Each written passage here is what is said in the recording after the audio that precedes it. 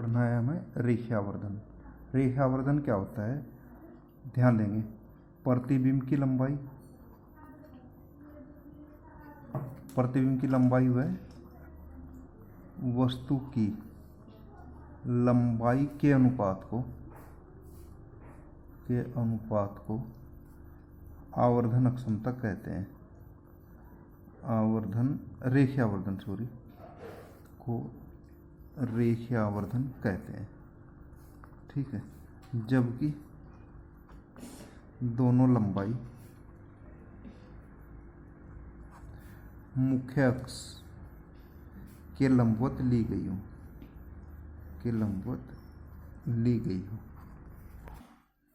ध्यान देंगे बच्चों। ये फिगर है एक, मान लिया M1 M2 हमारे पास में एक अवतल दर्पण है, ठीक है। यहाँ पे O डैश एक वस्तु रखी है, वस्तु से एक प्रकाश की किरण चलती है OA, इस तरीके से OA, और ये परावर्तन के पश्चात मुख्य अक्ष को मुख्य फोकस पर काटती हुई ऐसे निकल जाती है। बच्चों एक प्रकाश की किरण चलती है O डैश B और ये परावर्तन के पश्चात पुनः अपने मार्ग में वापस लौट आती है। ये मुख्य वक्रता केंद्र को काटती जाती है, वक्रता केंद्र को। बच्चे एक हम मान लेते जहाँ दोनों एक दूसरे क्रॉस करते हैं वहाँ पे एक इसका प्रतिबिंब बन जाता है आई डैश प्रतिबिंब।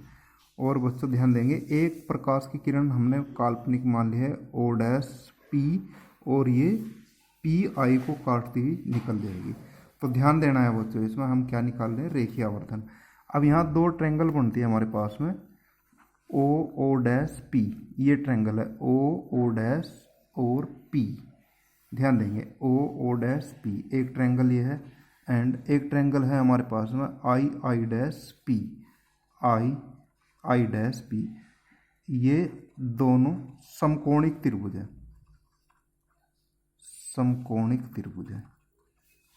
ठीक है। और समकोणिक त्रिभुज का क्या गुण होता है, किन्हीं दो भुजाओं का अनुपात अगली दो भुजाओं के अनुपात के बराबर होता है। तो हम यहाँ ले लेंगे I dash upon O dash. एक भुजा ये ले ली हमने आई डैश, एक भुजा ले ली O डैश, इन दोनों का अनुपात बराबर है। एक भुजा ये है इसकी PI अपॉन PO, समझ रहे हैं। और ध्यान देंगे ये वस्तु की दूरी लंबाई हमने सपोज कर ली y1 है और प्रतिबिंब की लंबाई सपोज कर ली y2 है।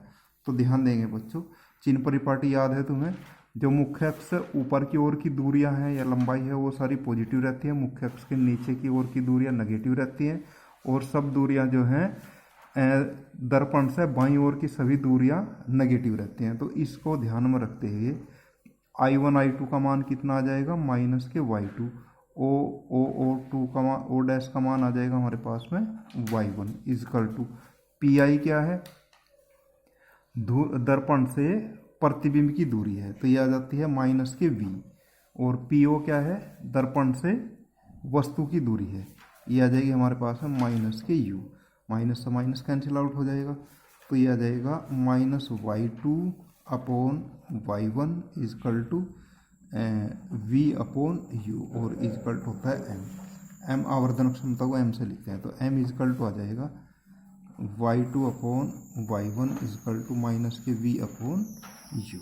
ये आवर्धन अक्षमता का फार्मूला है अवतल दर्पण के लिए, और उत्तल दर्पण के लिए भी सेम रहता है, उत्तल दर्पण के लिए।